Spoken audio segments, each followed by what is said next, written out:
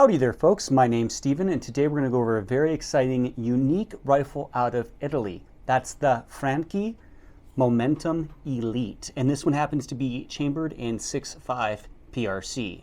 Later in this video, we will be taking it out to the range and showing you footage of it actually being tested and give you those results. But first, let's go over some of the basic specs, fit, feel, and function of this rifle. Starting with the buttstock, you have a nice rubber recoil pad. It's advertised to reduce up to 50% of felt recoil.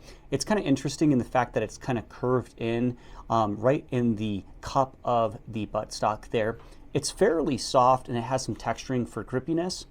Then you have a relatively traditional comb design on this stock, a integral molded in sling attachment point right here, and then a relatively traditional grip, but it is got some checkering, or it has some checkering in it for easy grippiness. The bottom here is a little bit swelled out more than a traditional stock for riding a bag, and it has like a little grippy spot here that's interesting. Then coming forward, you have a plastic bottom metal, so it's not actually metal. So the trigger guard is plastic. The release for the magazine is actually inside the trigger guard, so it's like a European style magazine release. I find that actually really difficult to operate sometimes, especially with one hand. Takes a little bit more getting used to. And it has a single stack, see, like right there, I can't even get it out. That's interesting. Not a huge fan of that design. Let's go ahead and push down on it here.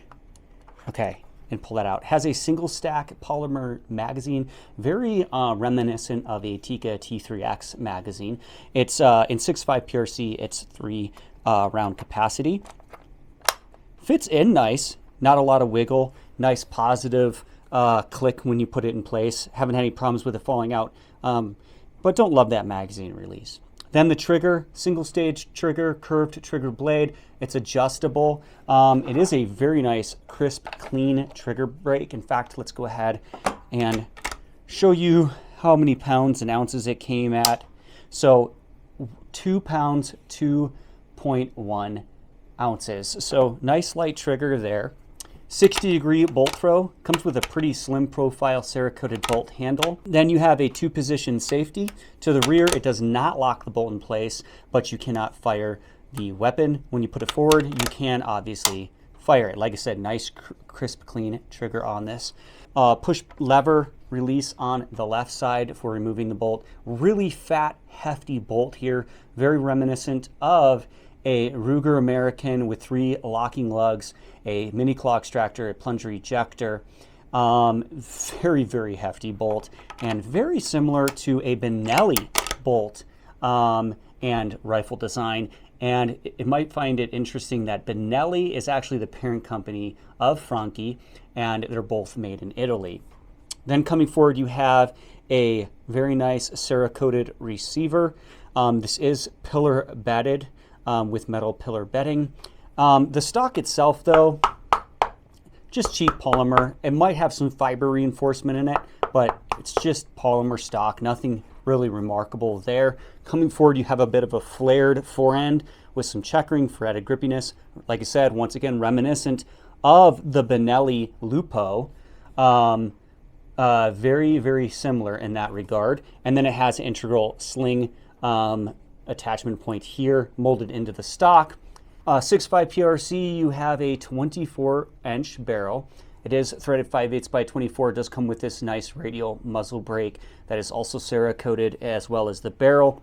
The 6.5 PRC is actually a 1-in-7 twist, and this rifle comes in at a weight of 7.1 pounds. The forend, the barrel is free floated, but the forend does flex a little bit as it is cheap polymer. So this rifle, in my opinion, is kind of a cheaper version of the Benelli Lupo. The Benelli Lupo has a like aluminum or alloy, I should say, like mini chassis that the receiver beds up against with plastic furniture for the buttstock and the forend, and those are very similar, but this is a little bit less adjustable, doesn't have that alloy mini chassis, and just isn't quite as nice. The overall length of this rifle is 44.25 inches.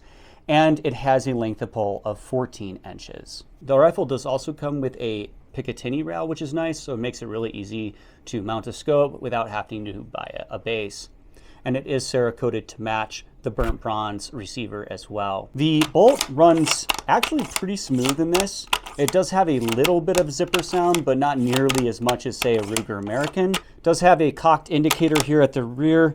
When you pull the trigger, this plunger goes in, signifying that the firing spring has been released. So now that we've gone over some of the basic fit, feel, function, and specs of this rifle, let's take it to the range and see how it performs.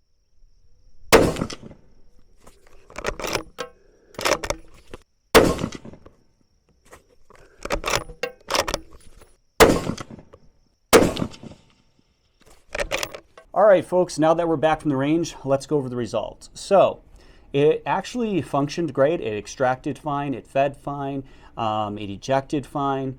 No complaints there whatsoever. The bolt runs nice. It's easy to run this bolt from the shoulder with its short bolt throw of only 60 degrees.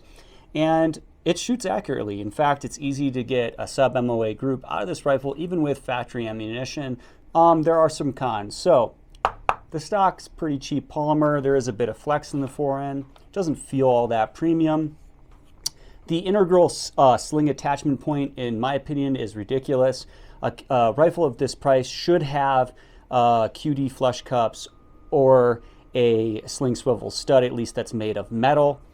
Same on the forend. That's unacceptable, in my opinion, for a rifle of this caliber. Also, the magazine release, a bit difficult to operate until you get used to it. Kind of cheap though. Plastic trigger guard, plastic bottom metal. I'd like to see that be metal instead of plastic. Not really very acceptable in this price category. Apart from that though, functioned good, and I hope you enjoyed this review of the Franchi Momentum Elite bolt action rifle. Thanks for watching Bullets for Bucks. Check out this next video and subscribe.